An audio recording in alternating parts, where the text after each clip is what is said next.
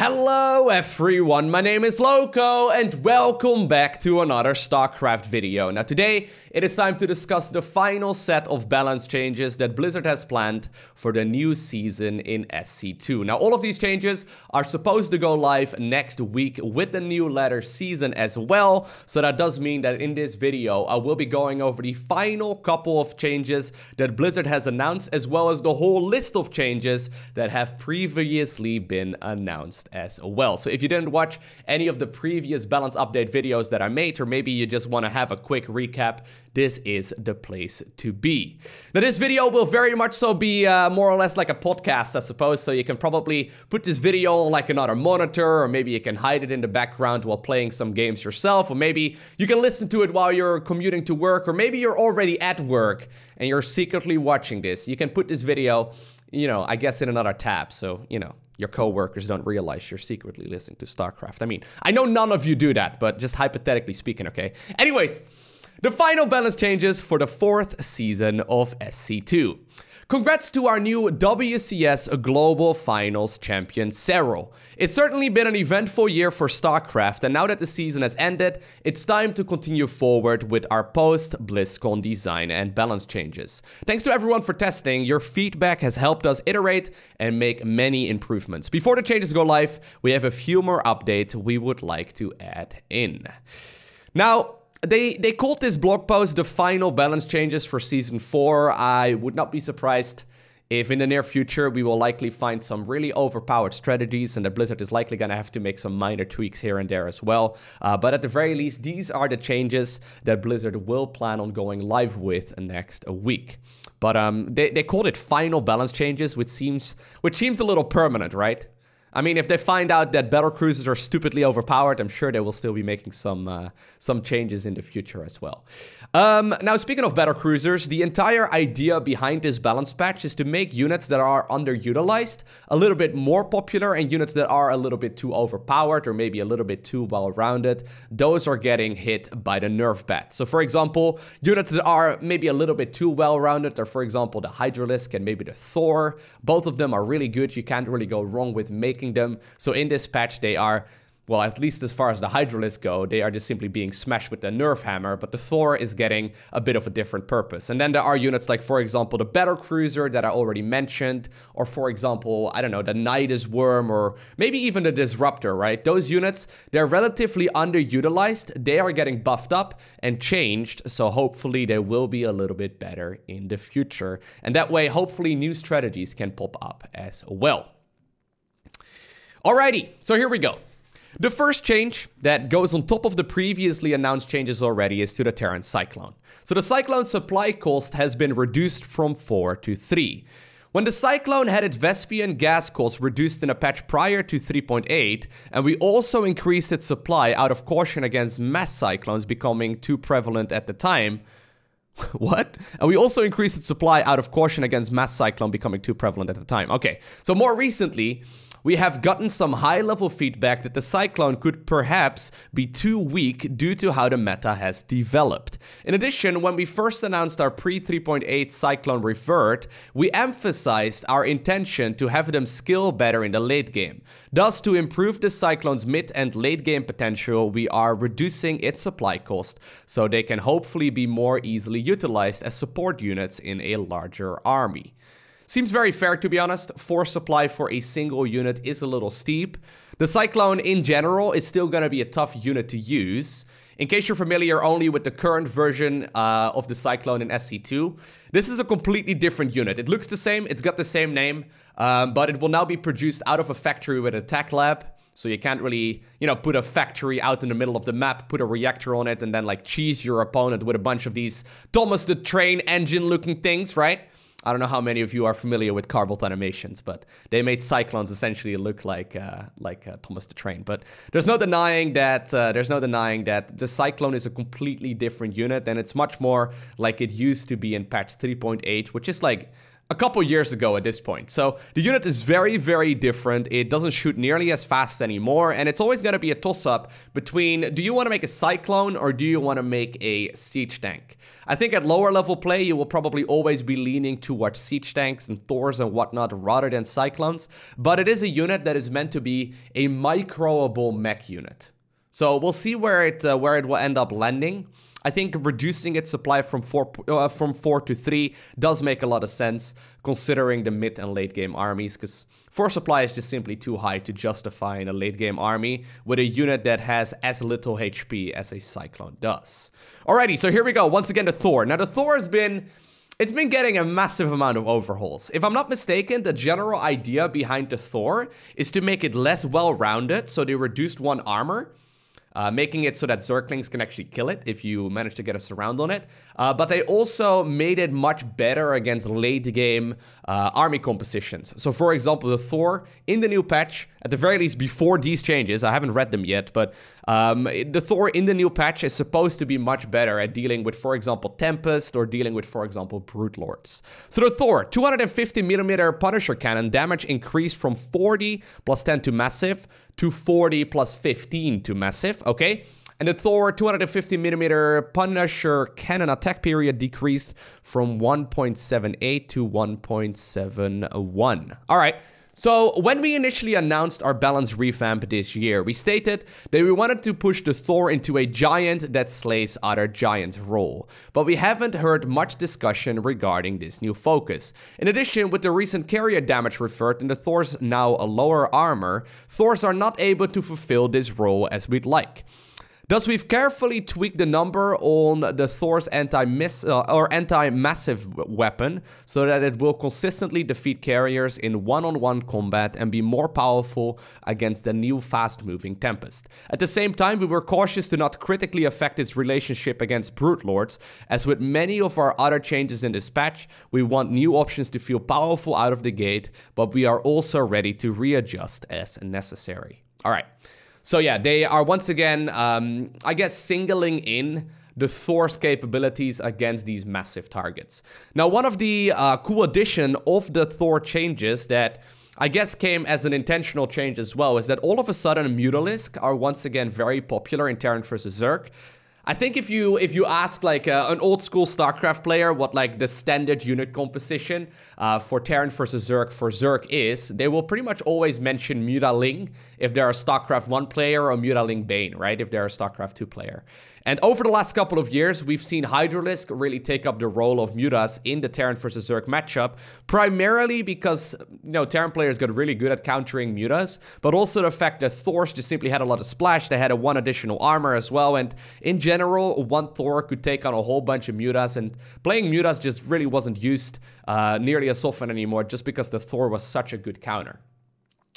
So one of the changes right here to the Thor is not only going to make it so that they're going to be much better at dealing with Brute Lords and Tempest and whatnot, but it also means that Mutalisk are once again going to be a great viable option in TVZ, which as a Zerg player at heart myself, I am really, really excited for. So I think this is going to be a lot of fun. I think it's going to take it's going to take the multiplayer version in a bit of a different direction. It's going to be exciting to see how it plays out. Sensor Tower. Sensor Tower pre-placement selection display will now show a range indicator on the minimap. So this is a quality of life change which was suggested by the community. We will allow players to more strategically and deliberately place their sensor towers. So you know how right now, if you're a Terran player, I would say probably below like High Master or so, you will mostly be crossing your fingers and guessing where you put down your sensor towers, right? You put them up and you hope it covers the area that you wish it to cover.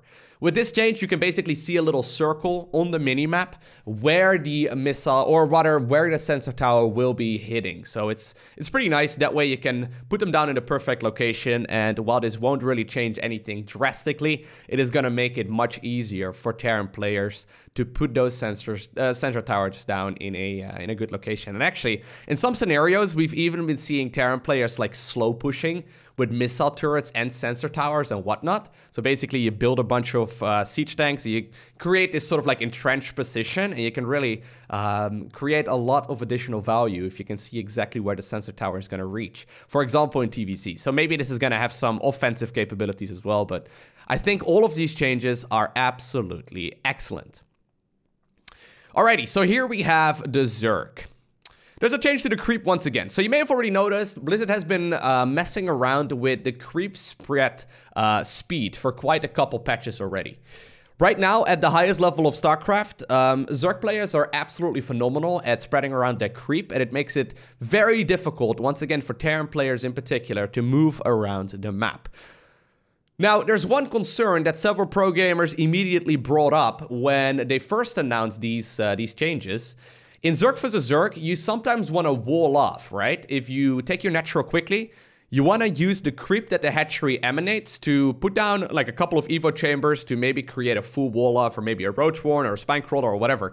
And with the creep delay, it actually made it impossible to do that. So basically a lot of the top level ZVZ once again resulted in non-stop Ling Bane. So the creep spread delay from hatchery, lairs and hives has decreased from 0.45 to 0.3, meaning that you are once again going to be able to get a little bit of a faster creep spread from the hatchery to create a wall off in ZVZ. So we received feedback that the previously proposed creep spread rate change for the hatcheries would overly adversely affect Zerg early game, especially in ZVZ. We agree with this feedback, and as a result, we'll be changing the hatchery, lair, and hive to retain their old creep spread rate values. Meanwhile, the other creep generators, the Nidus Worm, the Overlords, and the creep tumors will all remain at 0.45. So it does mean that creep spread will be nerfed quite a bit, but it's not going to be from the hatcheries initially anymore. So this is going to help out a lot in ZVZ. I mean, sometimes we see players wall, I guess, in ZVT as well, with like Evo chambers. So if you want to go double Evos, you kind of want to like, you know, funnel the Terran player through a tighter choke, so corrosive bowels and whatnot can be more efficient. It's going to somewhat affect that. I don't think that's really the main purpose, though. I really do think that this is going to be mostly affecting Zerg versus Zerg. If you want to be playing the 2-base Roach style and you want to skip the Ling Bane phase altogether, you can once again do that. And I think this is an excellent change that may not seem very, it doesn't seem very significant, right? But it's going to make ZVZ way more enjoyable. So I like it a lot. Alrighty, here we go. Ultralisk. Ultralisk Anabolic Synthesis upgrade research time reduced from 79 to 43 seconds. That's a substantial change. So, as a hive level unit, Ultralisks are already locked to the late game, and having both of its upgrade require a 79-second research time could excessively delay the Ultralisk's full power. A reduction in research time could also create more of a choice for Zerg players, depending on the game state, as currently chitinous plating is heavily favored as the first pick. Alright, so this is a new upgrade called Anabolic Synthesis on the Ultralisk that allows the Ultralisk to be 10% faster off creep. I've been messing around with this unit for quite a while, and honestly, I don't see Ultralisk being all too good. Ever since the change to the Marauder, as well as the change to, like, I guess not really a change, but just, you know, how good Terran players have become at dealing with Liberator, or dealing with Ultras with Liberators, or Ghosts and all that. There's a lot of counters to the Ultralisk for Terran already. Against Protoss, you don't really make Ultralisk ever, just because of the way that, of course, Immortals are already part of the standard unit composition, and Immortals just absolutely shred Ultralisk. So I think in general, this is mostly just meant for Terran versus Zerg. There's a couple things I don't really like about the upgrade. First off, the amount of research time, so they're addressing that. But secondly, the cost of the upgrade, I believe it's 150 gas and 150 minerals. Plus, it's 10% off creep, which really isn't gonna affect all too much. Like basically what it will change is the scenario in which Terran players have only Marine Marauder available and they wanna like kite Ultralisks, right? The Ultra is gonna be better at catching up to that Marine ball trying to back up. So basically Terran players stutter step Marines and Marauders and they try and basically kill the Ultra that way. The Ultra is gonna be a little bit better in that scenario specifically, but I feel like in a lot of points in the game, Ultras are mostly just being used if you're already ahead, right? And I don't really see the Ultra really becoming a core unit in TVZ anytime soon, other than when Zerg players are already very far ahead. So it's a bit of a funny unit right now. Basically, even if Terran players are not prepared for the Ultras, Marauders are still going to do fine, right? And, you know, sure, you can be better against Marauders, but that takes 43 seconds, at which Terran can already have produced 2 Liberators. So it feels a little weird, right? You can catch your opponent off guard, but not with that. And then there's also this little bit right over here, where Zerg players might want to pick between chitinous plating and anabolic synthesis. I can guarantee you that for the foreseeable future anyway, chitinous plating is always going to be the favorite, you know, the favorite option. Because additional armor on the Ultra is what makes it so good. Movement speed is nice, but it's once again 10% off creep. It's barely noticeable. So yeah, I do kind of hope that they're maybe going to make like either the upgrade more influential, like make it 20% off creep, although maybe that might be broken, or maybe make the upgrade cheaper, because 150 minerals and 150 gas seems like way too much. It's just as expensive as chitinous plating, and chitinous plating is far, far, far more powerful. So yeah, Ultras are nice, but I don't really see anyone making use of them that much other than when they're already ahead, at which point you can probably just play more Ling Bane, right? Even players right now have been going Ling Bane Corruptor. Maybe people will go from Mutaling Bane into Mutaling Bane Corruptor. That would be very interesting, because Corruptors are really good. But we'll see where this goes. Basically, after you get the Corruptors out and you smash all of the Liberators and all of the Medivacs, that's when Terran once again has to go back to Medivac production, and then Ultralisk can be good. But at that point, the, you know, movement speed off creep isn't really going to be that important anyway.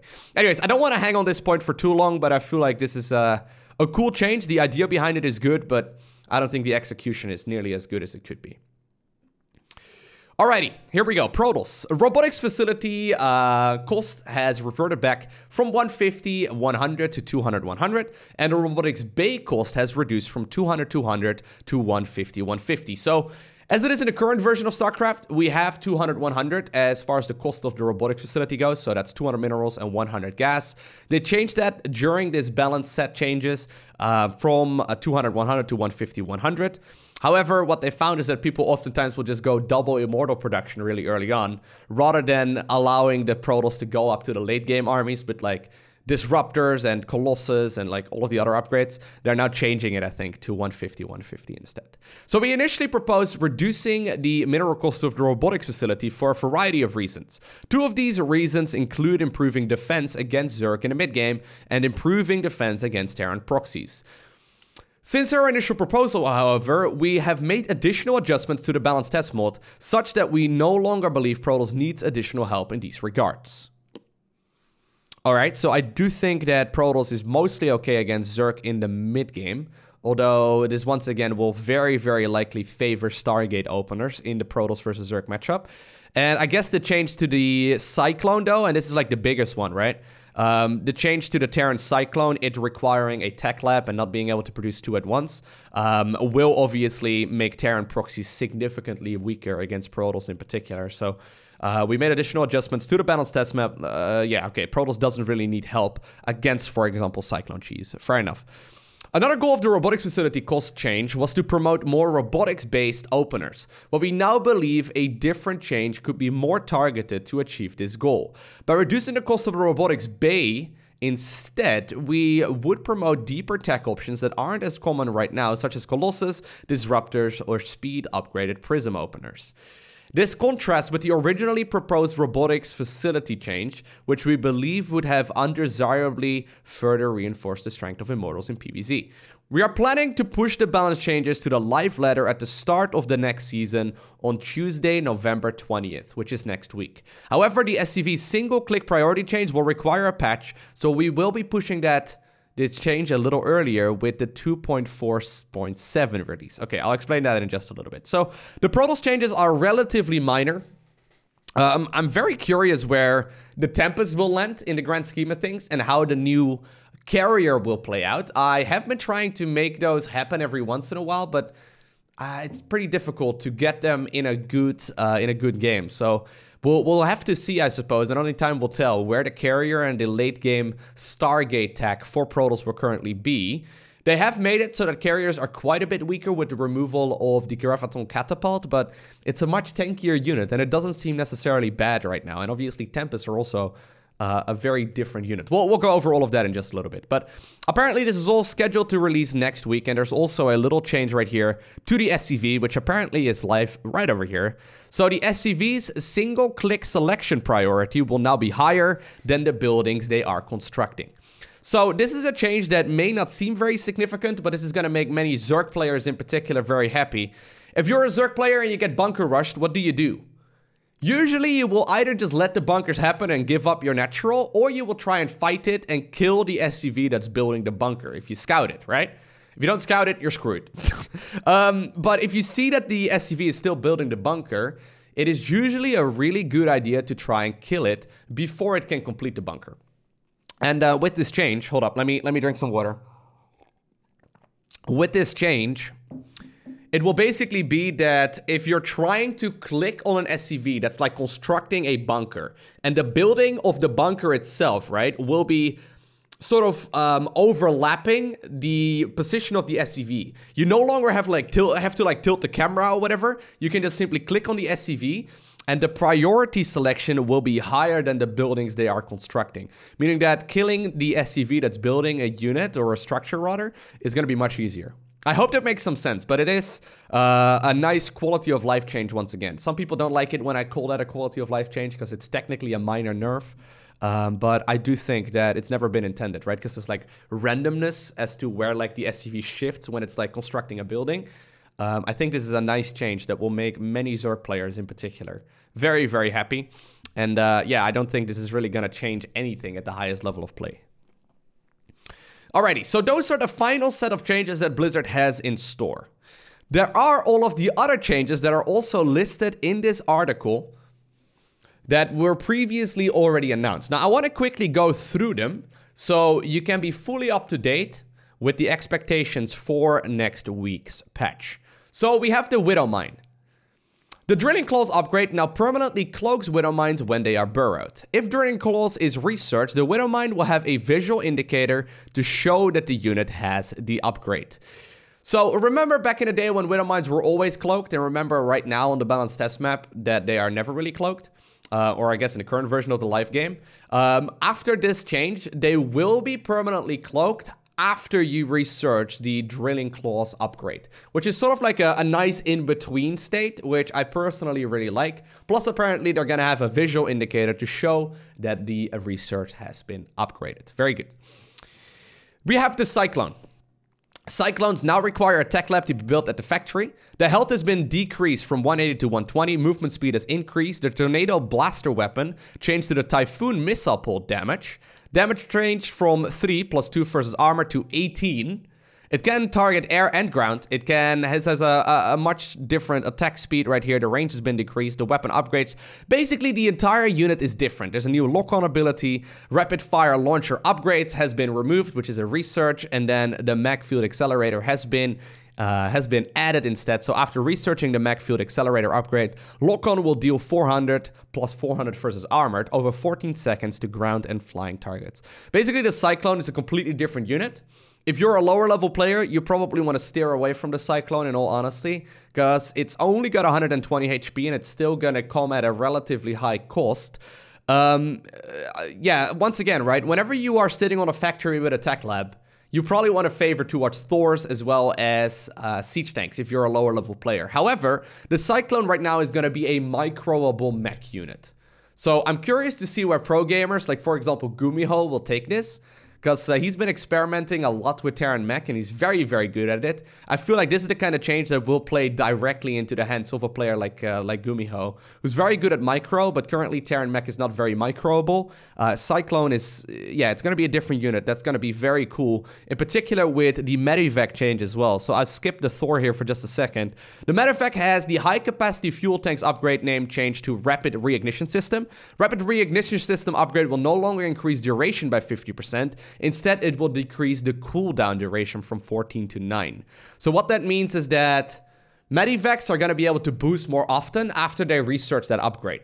And that's obviously going to help out units like, for example, the Cyclone directly. Because if you can load up a couple Cyclones into Medivac, right, all of a sudden you can do all kinds of cool micro tricks. You can boost away the Medivac, let it fight for a little bit, then boost it back in. And there's a lot of potential there. And I think it's going to be really, really cool to see how this is going to all play out. Now we have the Thor. Armor reduced from 2 to 1, which is going to help it's going to help Zerg players a lot with like Zergling wraparounds and Mutalisk and whatnot. The explosive payload AoE radius has decreased from 0.6 to 0.5. This is the big one. This is the reason why Mutas are once again going to be a viable option. The 250mm Punisher cannon damage has changed. We just talked about this already. And then we have the weapon speed that has been reduced from 2.14 to 1.71. So the Thor will be a big giant that kills other big giants. That's going to be its new goal. Although I think it's still going to be perfectly viable as like part of a Terran mech army. You don't really want to just, you know, make 1 or 2 of them when you see Mutas and think that's enough. You're definitely going to have to respond to units like the Muta quite a bit more. Whereas they're going to be much better against, for example, carriers, for example, Tempest, and for example, Brute Lords. Maybe even Corruptors, actually. I'm curious to see how that's going to play out. All right, we have the Banshee. Hyperfight rotor upgrades has decreased its cost from 200 minerals, 200 gas to 150, 150. Hyperfight rotors is a movement speed upgrade for the Banshee. So it's one of those upgrades that is very good, but not very common. We did see Maru mess around with it earlier this year, and it seemed very, very cool. It's just that it's just too expensive to justify getting, right? And yeah, I think this is another one of those changes that will definitely allow the Banshee to be used a little bit more often in like the mid to late game as well. Rather than just having a couple of Banshees in the early game, you may very well be able to create like a Banshee hit squad where you have like 4 to 6 or so Banshees moving around the map, picking off bases and all that, right? Then it's going to be very cool to see how that's going to play out. So I like this change a lot. The Raven. Anti-armor splash reduced from 15 damage to 0. And in addition to armor reduction, anti-armor missile will also reduce Protoss shields by 3. So armor reduction, or the anti-armor missile rather, will literally just be that. It's an anti-armor missile reduction, which I think is really good. I've never really liked the idea of it dealing damage. Once upon a time, I think it dealt 30 damage. And while its initial idea was to make it basically a supportive unit, Terran players figured out very quickly that if you get like 20 Ravens out, you can just spam the missile. It's pretty much undodgeable for the opponent, so you would just blow up everything, right? So it created this weird state where Terrans would sit back and create 20 Ravens, which takes like 4.5 hours, by the way. So they make a lot of Ravens. You need a lot of gas to do so, and it really like played into this turtley-based playstyle where Terrans would just do nothing all game until they got maxed out on Ravens, rather. This is going to make it much more of a supportive unit, which I think is very good. This might be a little much, the reduction on the Protoss shields, but only time will tell. The Battle Cruiser. Okay, so remove random delay between shots, which is apparently a flat up 20% or so damage increase. Very significant. Anti-air damage reduced from 6 to 5. It can now move while shooting, which is a very significant one as well. Yamato cannon damage reduced from 300 to 240, fair enough. And units will no longer switch attack targets while moving unless ordered to do so, or the current target leaves its range. Alright. So the Battle Cruiser is much stronger. It deals a lot more damage to the ground units. Yamato cannon is a little weaker. It's weaker against air, but it can move while shooting just like a Phoenix can. And units will, yeah, this last little bit right here basically indicates that the Battle Cruiser is smarter. So it will continue firing the same unit rather than continuously retarget. And all of this combined makes the Battle Cruiser significantly more powerful, which I think is phenomenal. Big fan. Big fan. It's always been one of those terrible units in the game. So seeing it, you know, become a little bit more powerful is really exciting. I'm excited to see how this is going to play out. We've already seen some really cool play. In case you missed some of those videos, I'll go ahead and leave a link to one of them down below in the description of this video. It's a game that Future recently played where, you know, he makes some curious comments about the Battle Cruiser. I don't want to spoil it for you, but I'll leave a link to it down below.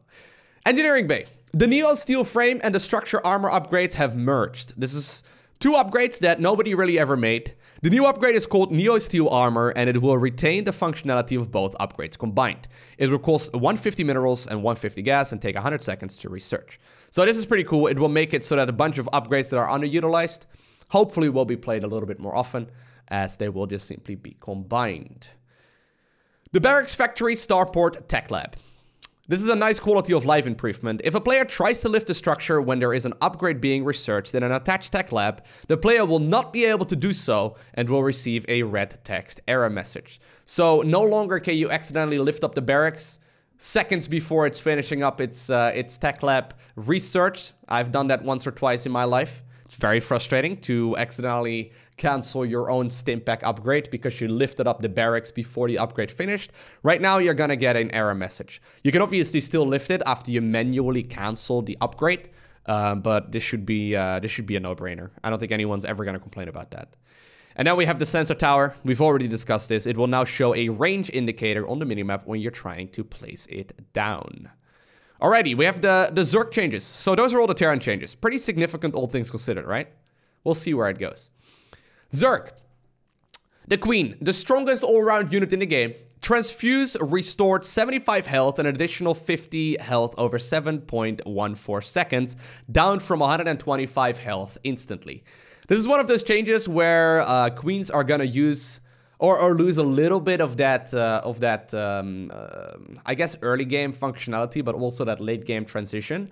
They're not going to be able to just like power up a heal on, for example, a single one of those Brute Lords. Or at the very least you can, but it's only going to hit you with 75 health per transfuse rather than 125. The healing over time does not stack. So say you have 5 Queens, you hit transfuse 5 times, you're going to get 5 times 75 health and 1 time the 50 health over time, rather than being able to just burst heal like you can right at the current version of SC2. I think this is a good change overall. I wasn't joking when I said the Queens are the best unit in the game. They're phenomenal. They're really good. You know, if you struggle in the early game, just make more Queens, right? That's basically the Zerg mantra for many years right now. And like, for example, the Queen anti-air range is the same of a Colossus with extended thermal lens upgraded. I always kind of like giving that example because everyone knows that the extended thermal lens upgrade for a Colossus is pretty much as late game as it goes for Protoss. Yeah, for the Queen, you can make them early on for 150 minerals and they don't even cost you a larva. Yeah, this is a pretty substantial change. That isn't too big, I don't think, but it's gonna make it much more reliable, I suppose, to play against Mass Queen. You're not just going to be able to make 20 Queens and be fine again. Well, 20 Queens is kind of a lot, but you're not going to be able to just make 8 Queens and be that your early game defense army. You're going to need some actual army as well. So I think this is cool. Creep Tumor, the Nidus Network, and the Nidus Worm. Time in between creep growth has been increased from 0.3 to 0.5. We talked about this. This is mostly going to affect Zerg versus Terran and Zerg versus Protoss.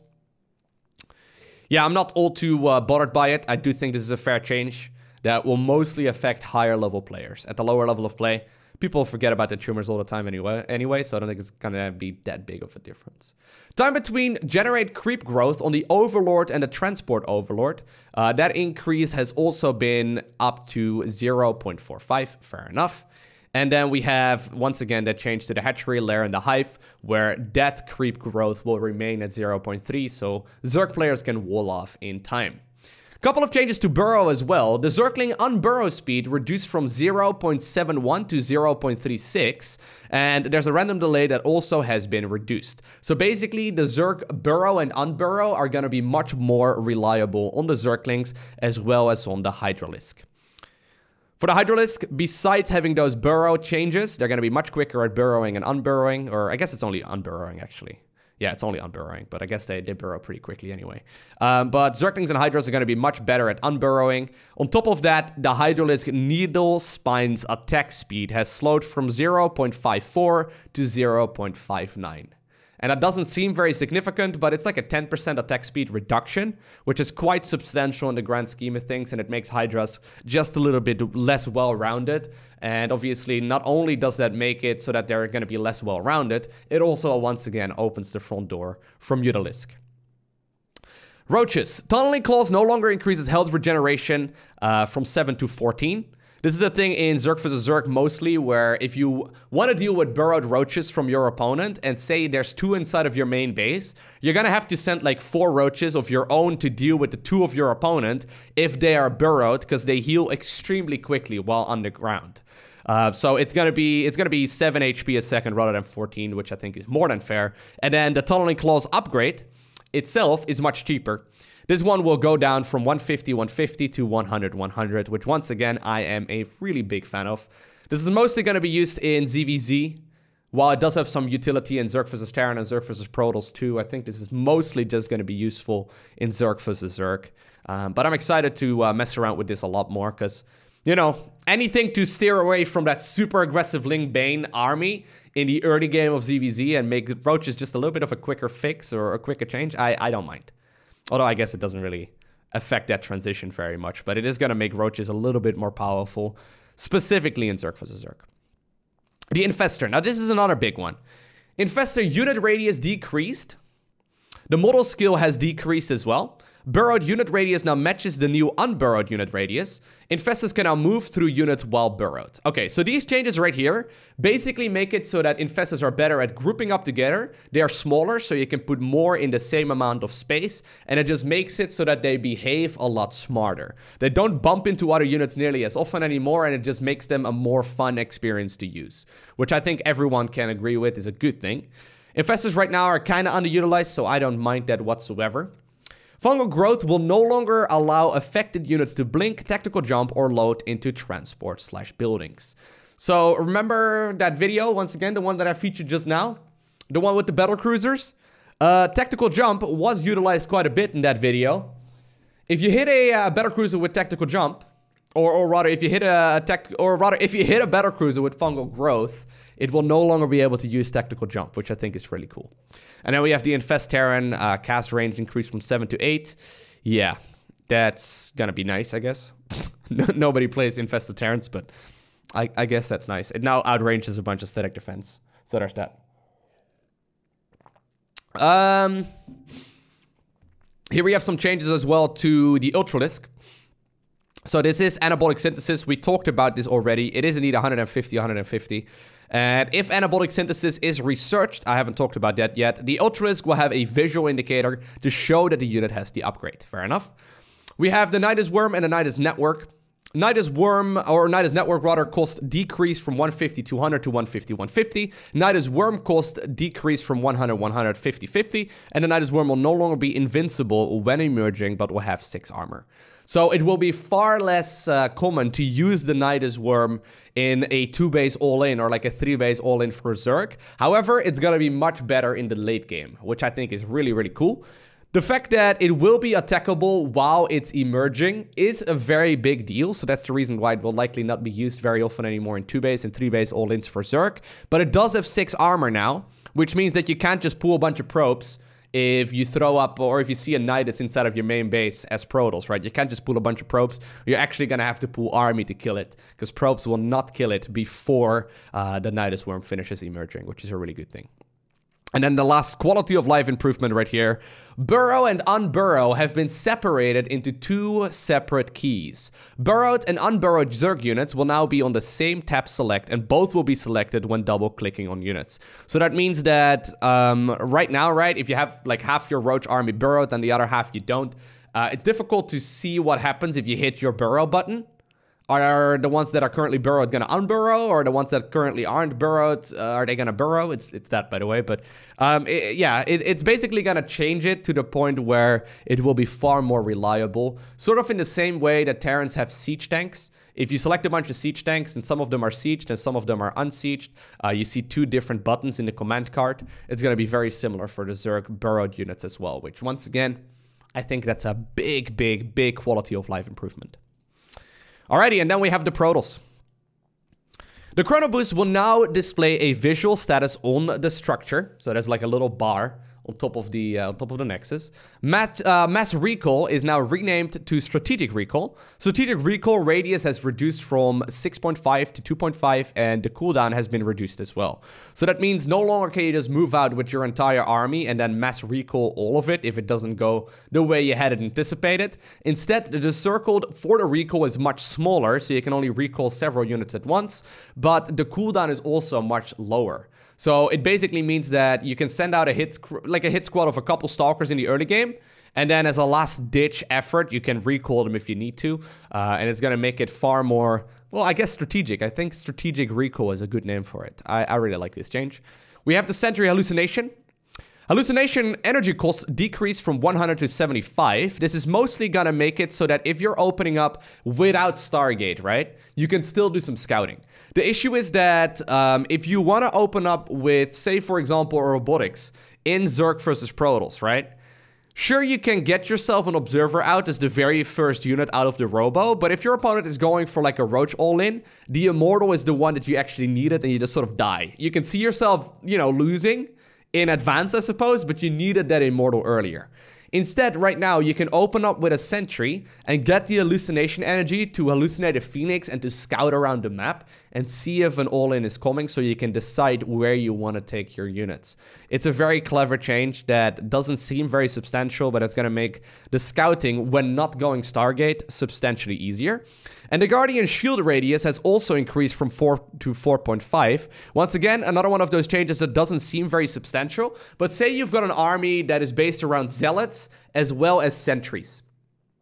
Currently, if the sentry is attacking the units from a bit of a distance and you use the bubble, and at the same time the zealots charge forward, the zealots that are actually fighting, say for example a bunch of roaches, are going to be outside of the Guardian shell. Right now, the Guardian shield will actually be big enough for the zealots when charging forward and the sentries are attacking to be inside of the bubble. I hope that makes sense. It makes sense in my head when I explain it like that. It's a big quality of, well, I guess it's not a quality of life improvement, but it's like a big buff right here to the sentry, and it's going to make the sentry, once again, a much better supportive and all-around unit. I like this one a lot. We have the High Templar. Feedback now deals 0.5 damage per energy drained, rather than 1, which is going to make it much more interesting for High Templar to go up against Vipers in the late game. As it is right now, Vipers versus High Templar in the late game are a bit of an interesting dynamic. Usually, if you manage to get your feedback off, you can, depending on how much HP or I guess how much energy the unit has, you can sometimes kill these units at just a single ability. Feedback is going to be much, much weaker in the next patch, but it will still obviously drain all of the energy out of a unit, sort of in the same way that EMP does. So I think this is once again a really good change. Dark Templar. Shadow Strike, which is the blink ability. The research time has been reduced from 121 to 100. And the Shadow Strike cooldown has also been reduced from 21 to 14. So Dark Templar Blink is going to be a bunch more powerful. Nobody uses it right now. I would not be against them buffing this even more so than it is right now, but we'll see how this is going to play out. A nice little change. The Robotics Bay. Well, we already talked about this, but the Robotics Bay will be much cheaper, whereas the robotics facility will be once again the same cost. And the Colossus weapon will now have turret tracking. So you know how when you're rolling away with an unsieged tank, the tank will continuously keep facing the target it wants to attack? The Colossus will now have the same thing. So say, for example, you're running away with a Colossus against an army. Right now, every time you issue a move command, the Colossus will like turn its head from where it was firing to the location that you're pointing it into, right? The location you will be move commanding it into. The Colossus now instead will move in the direction that you want to fire it into or you want to move it into, but it will keep its head turned towards the target, meaning that stutter step micro on the Colossus is going to be much better. Once again, an excellent change. I think everyone will like this. Colossus right now are very underutilized. Pretty much everyone will favor more High Templar or more Archon or even Disruptors in the late game. Yeah, Colossus are now going to be much better in pretty much every single scenario. Alrighty, now we have the Disruptor. Now the Disruptor is once again back to its pre-4.0 state. So it's basically like the old Disruptor used to be. A lot of people are very excited about this and some people are very upset about this. But the Purification Nova deploys a ball of energy that will detonate after 2 seconds, dealing 155 damage and an additional 55 shield damage to all ground units in its radius. Purification Nova will no longer detonate on contact with enemy units, and Purification Nova now sends a threat signal to the opponent on detonation instead of during the launch phase. So, all things considered, this is going to change the Disruptor quite a bit once again. I think this is mostly going to affect Protoss versus Protoss. In pre-4.0, the Disruptor was a very, very common unit to use in the Protoss versus Protoss matchup. So I think it's likely going to go back into that like Blink Stalker Disruptor state once more. But all things considered, I think it is a nice change. We'll see where it lands. I wasn't necessarily against the current version of Purification Nova, but it definitely was a very different ability than it once was. So I'm excited to see what players are going to be able to pull off. The one thing, though, about the Disruptor right now is that it will be very hit or miss in this new state once again. And I'm not entirely sure if I like that all too much, because the cooldown will be much longer and everything will be just a little bit more critical, but it does create tension, which I guess is a nice thing. Then we have the Void Ray. There's a bunch of changes right here to all of the Protoss air units, and I think we sort of need to read those all at once. So prismatic speed reduction from 40% to 25%, so the movement speed while prismatic alignment is activated. I think that's fair enough. I don't think the Tempest, or rather the Void Ray, needs too much discussion. But these right here are pretty interesting. So the Tempest.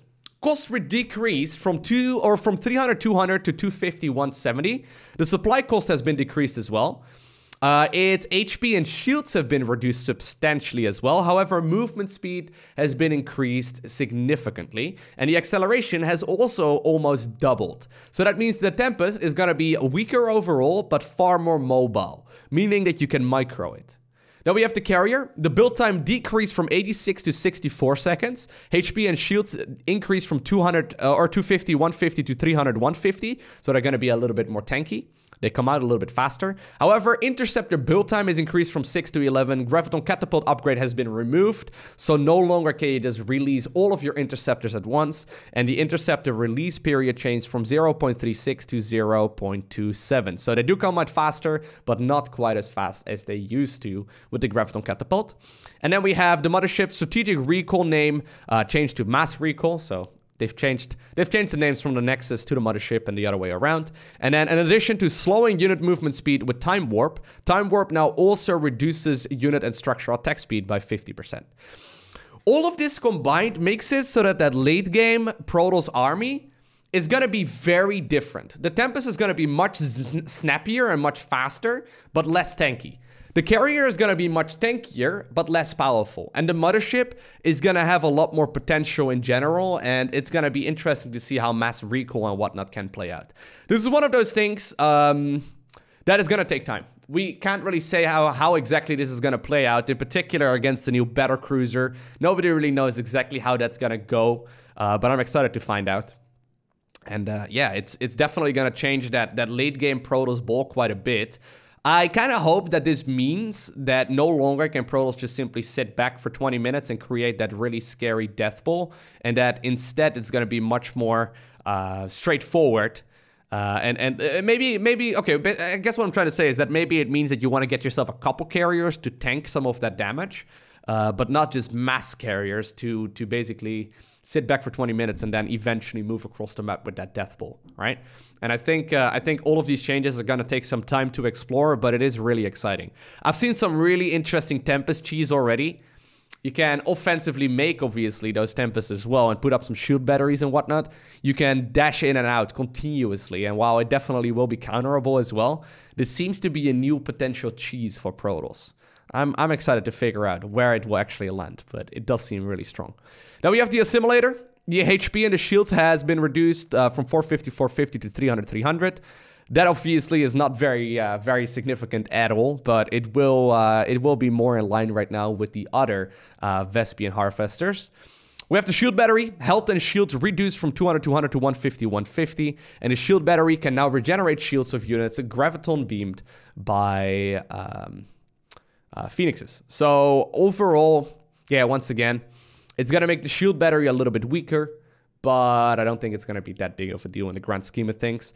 You will no longer really be allowed to just simply make a couple shield batteries and like 2 units. You're going to need a little bit more army, I suppose, but shield batteries are by no means going to be bad. And then the last change right here is that to the warp gates. Warp gates, after you research the warp gate upgrade, will be auto-casted to change from gateways towards warp gates. So it means that, say you've got like 4 gateways out and you produce a couple more and you finish up your warp gate research, all of them will automatically change towards warp gates, and all of the ones that will finish after you started up, or after you rather finish the upgrade, they will also, after finishing building, automatically change toward warp gates. So that's another one of those nice quality of life change improvements that won't really affect high-level gameplay, but it definitely is going to make a difference at the lower level of play, and it's just going to make Protoss a little bit more enjoyable. Alrighty, so there we have it. I've been talking a lot. I hope this explains everything as far as the next balance patch goes for SC2. I will definitely be playing it a lot. So make sure to not only just subscribe over here, but follow me over at twitch.tv/LowkoTV, where I will be doing a ton of live gameplay. For those of you unfamiliar, I stream Monday through Saturday, 2 to 8 p.m. CET. So I stream like, besides making YouTube videos, I stream probably about 30 to 40 hours a week, depending on my schedule, so make sure to check it out over there as well. But let me know what your thoughts are on all of those changes down below in the comment section. For now though, I want to thank you for watching. Have an amazing day. Do not forget to smile, alright? And I will see you once again in the next one.